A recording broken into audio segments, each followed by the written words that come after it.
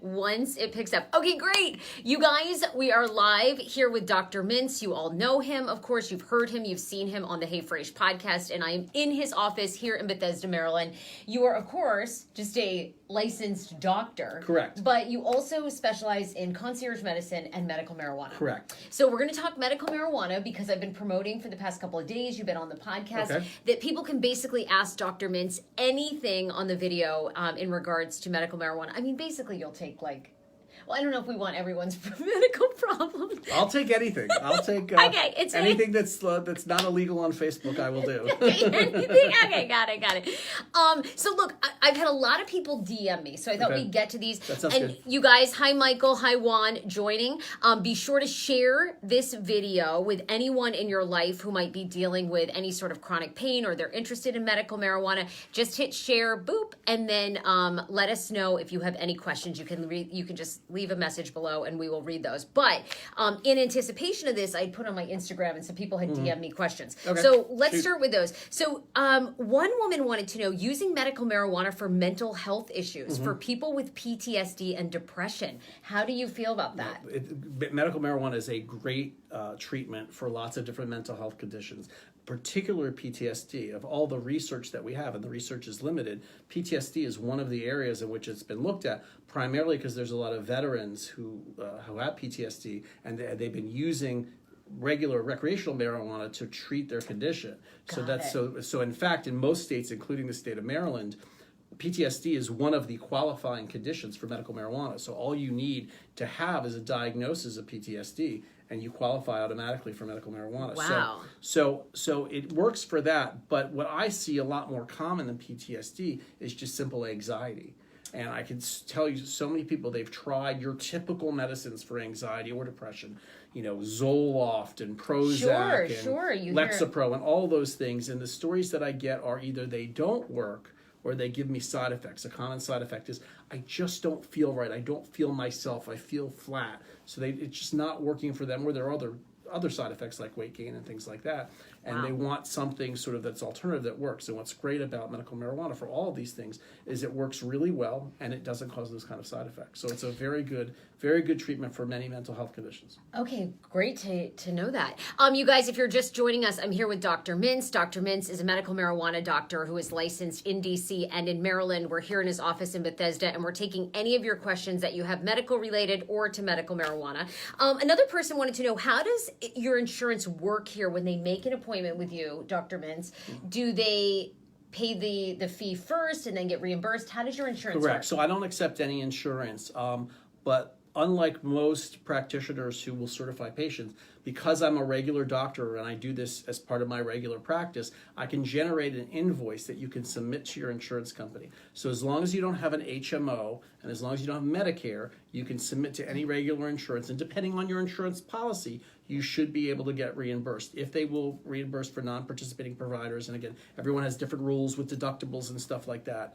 But if you've met all your plan's rules, then usually you can get reimbursed. And most of my patients with regular insurance are getting most, if not all, of the feedback. Okay. So unlike most of the places, at least in the DMV, where providers will certify patients, they're all cash and they don't have anything that you can submit to your insurance.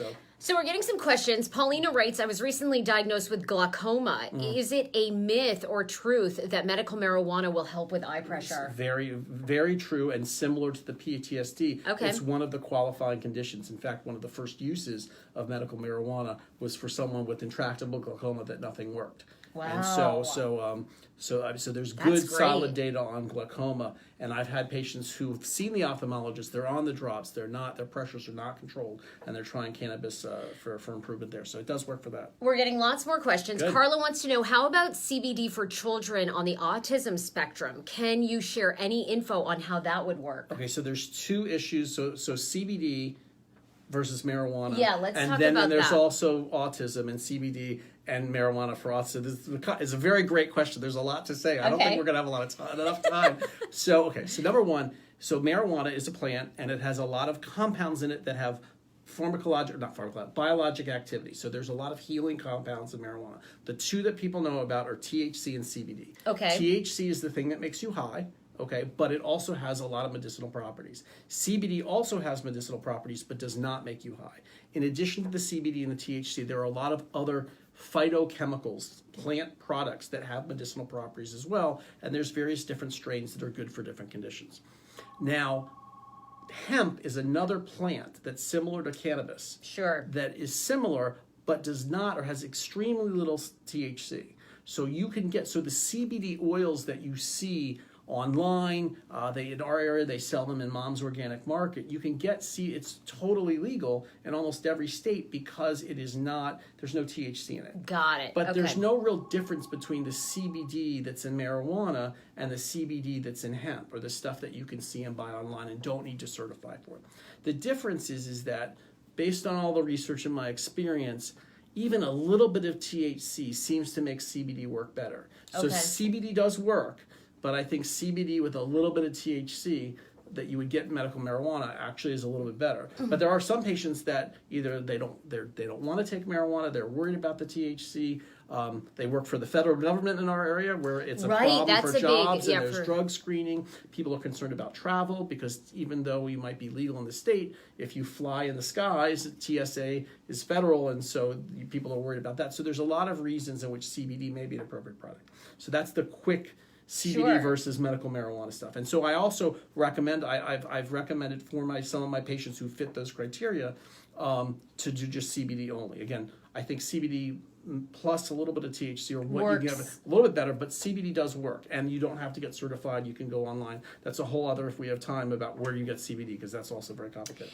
Now, go on about going back to the autism. So CBD for autism, and does it affect the brain? There's some research. There's not a lot. I've seen anecdotal things out there. Same thing for Alzheimer's as well. There's definitely some potential, brain activity issues where it might help. There's certainly no side effects with pure CBD. Wow. So it would be something that you can certainly try. Now, with autism, the other thing about autism, there's not any evidence that I'm aware of where medical marijuana has been studied in autism specifically. However, children, especially with autism, a lot of them can be very violent, and they can be either verbally violent or physically violent. And so I've actually certified a couple of teenagers who had autism, not because the CBD was going to help not because the medical marijuana is going to help with the autism, but because it helped calm them down. So typically, and again, I'm not a pediatrician, so let me be clear, I don't really usually treat autism, but based on my limited knowledge and experience, it tends to, for autistic children who are get very agitated and upset, they basically give them drugs that snow them, that just make them zombies, because that's the only way to calm them down. And what marijuana can do is it can calm them down without completely zonking them out. And so they can sit still, or they cannot hit their sister. And so I've had a couple of parents bring their children in for medical marijuana certification for that. Now, you do need to get that calming effect. You're probably going to need a little bit of THC. So CBD is probably not going to help that much. Got it. You guys, for those of you just joining us, Dr. Mintz is taking on new patients. Like I said, he's a licensed medical doctor and has his medical marijuana certification in DC and in Maryland. You can make your appointment. drmintz.com is his website. Share this video too with anyone. We're taking all your questions around medical marijuana or any sort of doctor-related issue. But be sure to share this with someone who's considering medical marijuana. Endometriosis, we had a comment about that. Does CBD work better for endometriosis? Does medical marijuana help? Question. All right, so CBD works for a lot of different things. It's very good with inflammation, and it's very good for sort of calming. So those are so CBD does a lot. Those are the two things that it does. So for pain caused by inflammation, like arthritis, CBD by itself could be helpful. Okay. Endometriosis is a little bit different. It's not, there's an inflammatory component, but it's not really an inflammatory disease. So CBD might help, but endometriosis, the big problem is pain. So women with endometriosis, do you know what that is? Isn't it like cysts on your ovaries or... No, so basically what it is that you have endometrial tissue that lines the uterus. This is why I'm not the doctor. And that tissue can be in different places, like different places in your abdominal cavity. You can even rarely you could get it in your lungs. I mean, it can be anywhere all over your body. And during usually during the menstrual cycle, because this tissue is not where it's supposed to be, it can cause severe pain. And so it's a pain issue. And cannabis is very good for pain. So women who suffer from endometriosis and nothing seems to work, medical marijuana would be a very good option for those.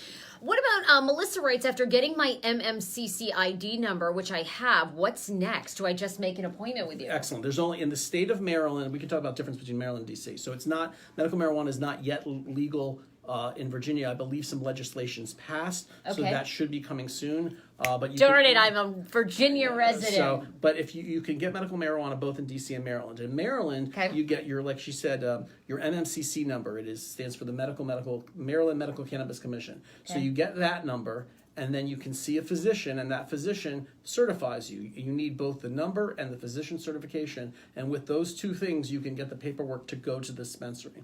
In DC, it's a little bit different. In DC, you actually have to see the physician first.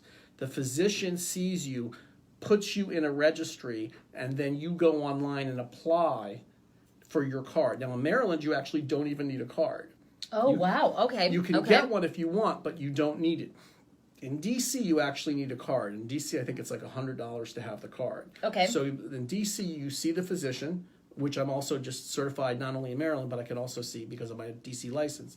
I'm registered as in DC as well. So I've seen a few DC patients. They see me, we get them in the system, they apply for their card, they pay for their card, and I think it's about $100 though. If you're impoverished, you can get a waiver or something like that, so it only costs $25 if you meet certain criteria. And then once you have your card, you take that card to the dispenser to get product.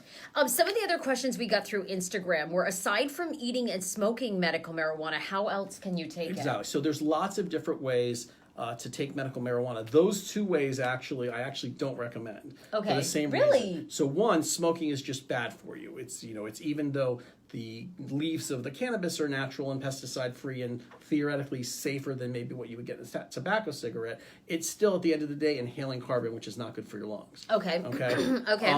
But the other thing besides that factor, it's very hard to dose a puff from smoke when you light something up. It's hard to dose that, and often when you inhale, like from when you inhale from lighting up, that inhalation is often too much. So people who have maybe even tried it before in college or whatever, they had a bad experience. They got paranoid, they got nauseous, something like that. It's probably because it was too strong for them. With medical marijuana, we like to start very low and slowly titrate up. The great thing about medical marijuana, if used that way, is you can find that dose that gives you all the benefit without any side effects. But it's about dosing. That's amazing. Now, when you're saying edible and eating, edibles are one thing, but when you say eating, I'm thinking like putting it in brownies. Right. And it's the same thing. So certainly taking the leaves and putting it in brownies, you can do, and there's tons of stuff that you can find online about how to make those recipes. But again, it's the same thing. While it's not smoking, it's safe for you to do that. It's the dosing. So imagine, could you make a chocolate chip cookie with the same amount of chocolate chips evenly distributed through each cookie? No, some cookies are going to have more chips. So it's the same thing with dosing. And again, it goes right to your stomach. So a lot of people, if it's the first time, it's not necessarily what you want to do. So they do have, however, the good news is there's lots more ways to take it.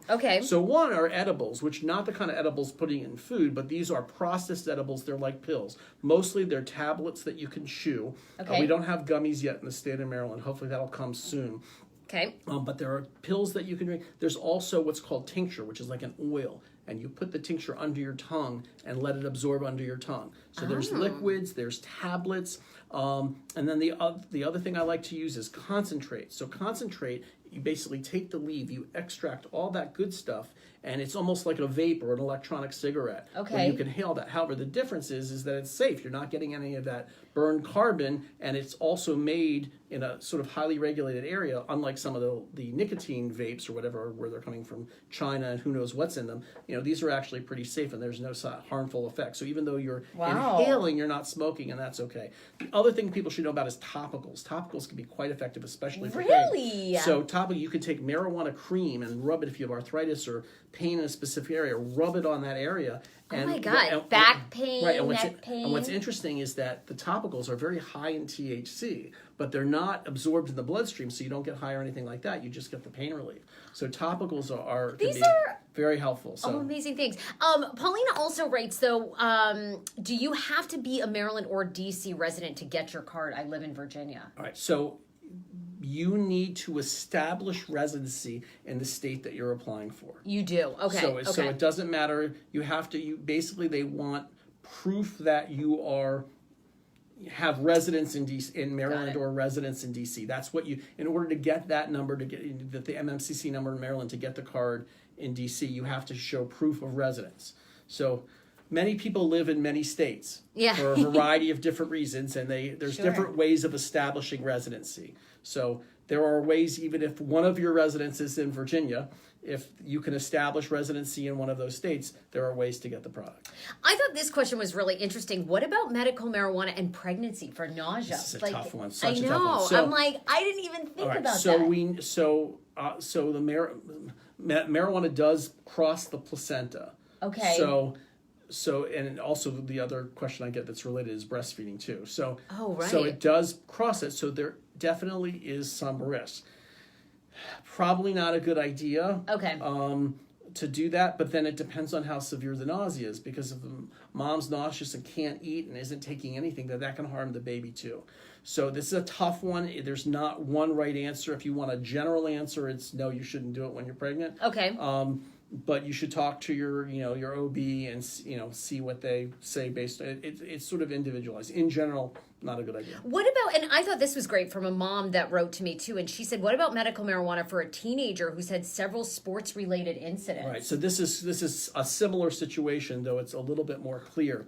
So just marijuana in general for teenagers. So most data on teenage use of marijuana is recreational marijuana. And there is some data about brain development. So teenagers who are frequent users of recreational marijuana have delayed brain development. So that's not good. Okay. Because even up till your 20s, your brain is still developing. So there is some problems with using marijuana in children. Now, all of that research is in recreational use. So the question is does that apply to medicinal use? Recreational use, it's habitual, you're using a lot more, lower doses for a specific thing. So in general, there's some known risks. On the other hand, teenagers suffer from a lot of things that medical marijuana treats. We already talked about mental health disorders. We talked about pain. There are a lot of other conditions. Anxiety. Everything we do in medicine is a risk benefit. Even taking Tylenol. Tylenol is not a perfectly safe medicine. I know, ibuprofen. Yeah, it's ibuprofen. You can wreck your kidneys. You can die from gastrointestinal bleeding. Tylenol, second to alcohol, is one of the leading causes of liver damage. So again, I'm not saying not to take Tylenol and Advil, but it's not that they're completely safe. So everything is a risk benefit. So if a teenager is particularly suffering with a condition and other medications have not worked, it's certainly an option. Wow. And there's other side effects of those medicines. So you have teenagers who, again, anxiety, ADHD, or on all these medicines, they have side effects too. Everything's sort of a risk benefit. So you certainly will have concerns about brain development. On the other hand, if you're taking a low dose and things aren't working and the kid is suffering, then it may be worth it. So that's stuff that I've discussed with parents a lot about sort of the risk benefit of that. Now, for the particular question I did with pain, that's where the topicals come in, because there's no risk of the topicals. Oh, there you go. So topical sports injury, the other thing also, we even touched on this, one of the things that people are using a lot for pain is narcotics. And narcotics have a huge risk. I mean, deaths from narcotic overdoses are just skyrocketing. And even one dose of narcotic can kill you. Okay, wow. And we've had celebrities die from narcotic overdoses. Lots of people. It's a huge problem. It's really an epidemic. Cannabis is very safe. You cannot die from taking cannabis. Mind blown!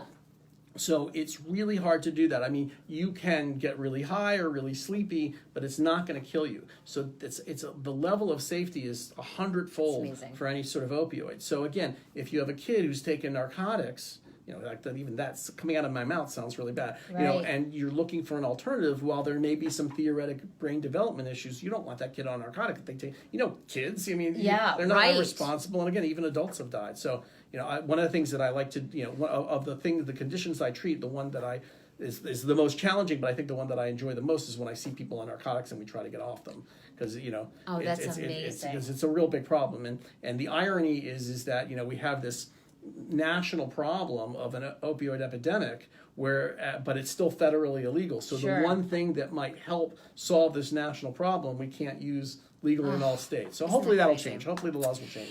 You guys, we're here with Dr. Mintz, medical marijuana, licensed marijuana doctor for Maryland and DC. He's taking on new patients. It's drmintz.com is the website. He was answering a lot of your questions today. We'll do it again and have him on the podcast. If you can't write me publicly, if you can't comment publicly, you can always DM me here on Facebook or sarah@heyfrase.com, and I can intro you to Dr. Mintz. What's the phone number here to call? So it's 888-656-8693. Awesome. Or it's 855, it's 888 MINTZ MD, MINTZ MD, or just go online, drmintz.com. All that information's there. Terrific. You guys be sure to share this with someone who has questions about medical marijuana. It's awesome that you are doing this. And, like you said, there's so many great health benefits. And there's, we're removing that stigma and really helping people, deal with chronic pain and depression and PTSD and a lot more. So you guys definitely go on and check that out at drmintz.com and share this video. I'll see you guys soon. Bye, everybody. Bye.